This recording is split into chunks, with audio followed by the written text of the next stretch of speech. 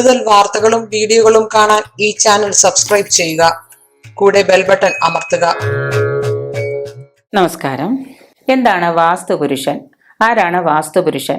നമ്മളെല്ലാം വസ്തു വാങ്ങി അവിടെ വീട് ഗ്രഹം പണിയാൻ ആരംഭിക്കുമ്പോൾ വാസ്തുപുരുഷൻ ഉണർന്നിരിക്കുന്ന ദിവസം എന്നാണ് വാസ്തുപുരുഷൻ ഉണർന്നിരിക്കുക? ആ വാസ്തുപുരുഷൻ ഉണർന്നിരിക്കുന്ന ദിവസമാണ് നമ്മൾ ഗ്രഹം പണിയേണ്ടത്. അത് എപ്പോഴൊക്കെയാണ്, എങ്ങനെയൊക്കെയാണ് എന്ന് നോക്കാം. ചിലവർ പോയിട്ട് ഏതെങ്കിലും നല്ല ദിവസം കലണ്ടറിലോ മറ്റോ നോക്കിയിട്ട് വാസ്തു ഉണർന്നിരിക്കാത്ത ദിവസമായിരിക്കാം. ശരിക്കും വാസ്തു ഉണർന്നിരിക്കുന്ന, വാസ്തുപുരുഷൻ ഉണർന്നിരിക്കുന്ന ദിവസം തന്നെ നമ്മൾ ഗ്രഹയോഗ്യമായ പണി തുടങ്ങുകയാണെങ്കിൽ തീർച്ചയായിട്ടും ഗ്രഹപ്രവേശം പെട്ടെന്ന് നടത്താമെന്നാണ് സാധാരണ ആചാര്യന്മാർ പറഞ്ഞിട്ടുള്ളത്. ആരാണ് വാസ്തുപുരുഷനെന്ന് നോക്കാം.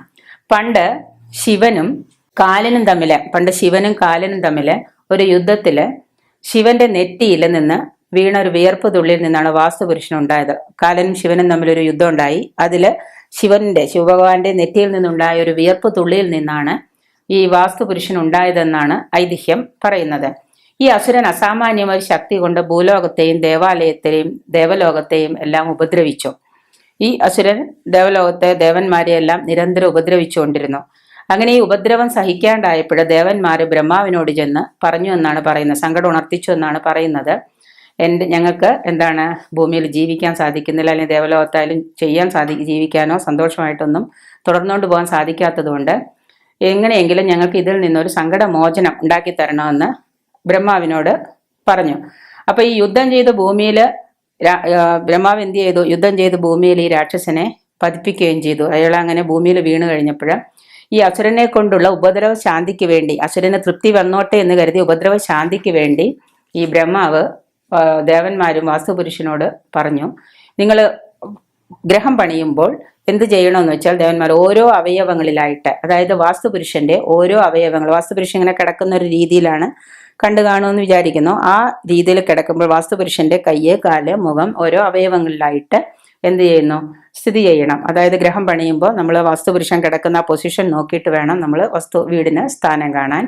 അങ്ങനെയുള്ള ഈ അവസ്ഥയിൽ അസുരൻ ബ്രഹ്മാവിനോട് ഉണർത്തിച്ചപ്പോൾ പറഞ്ഞു, നിങ്ങൾ ഗ്രഹാരംഭം, അതായത് വാസ്തുപുരുഷൻ ഉണർന്നിരിക്കുന്ന ദിവസവും വാസ്തുപുരുഷന്റെ അവയവങ്ങളിൽ നമ്മൾ ഗ്രഹം പണിയാൻ ആരംഭിക്കുമ്പോഴും ഗ്രഹാരംഭം, ഗ്രഹപ്രവേശം, ഇങ്ങനെയുള്ള കാര്യങ്ങൾ, കർമ്മങ്ങളൊക്കെ ചെയ്യുമ്പോൾ നിനക്ക് ബലി തന്ന് ചെയ്യുന്ന ഇത്രയാണ്. വാസ്തുപുരുഷനായി നിനക്ക് ബലി തന്ന് നിന്നെ സന്തോഷിപ്പിച്ചതിന് ശേഷം മാത്രമേ ബാക്കി കാര്യങ്ങളിലേക്ക് കടക്കുള്ളൂ. അതുകൊണ്ടാണ് നമ്മളൊരു വീട് വാസ്തു പൂജ നടത്തി, ഭൂമിയിൽ ഭൂപൂജ നടത്തിയിട്ട് അതിൽ ഗ്രഹം പണിയുമ്പോൾ വാസ്തുപുരുഷൻ ഉണർന്നിരിക്കുന്ന ദിവസം വാസ്തു തുടങ്ങുക.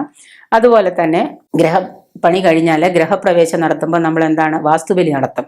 ഈ വാസ്തുബലി അതില് തകിടില് പഞ്ചലോഹത്തിൽ നമ്മൾ അതിനെ വാസ്തുബലിയെ നടത്തി അത് വീട്ടിൽ വച്ചതിന് ശേഷം മാത്രമാണ്, അതാണ് തലേദിവസം എല്ലാവരും വാസ്തുബലിയൊക്കെ നടത്തിയതിന് ശേഷം മാത്രമാണ്. അപ്പോൾ പറഞ്ഞത് ഇതാണ്, വാസ്തുബലി, ഗ്രഹാരംഭം, ഗ്രഹപ്രവേശം ഇത് ചെയ്യുമ്പോൾ നിങ്ങൾ ഈ കർമ്മങ്ങളിൽ നിനക്ക് വേണ്ടത് എന്താണോ അതെല്ലാം തന്നതിന് ശേഷം, നിന്നെ സന്തോഷിപ്പിച്ചതിന് ശേഷം മാത്രമേ നിനക്കുള്ള ആഹാരം കൊണ്ടുതരും എല്ലാവരും. അത് ചെയ്ത് നിന്നെ തൃപ്തനാക്കിയതിന് ശേഷം മാത്രമേ എല്ലാവരും അവിടെ താമസിക്കാൻ തുടങ്ങുകയുള്ളൂ.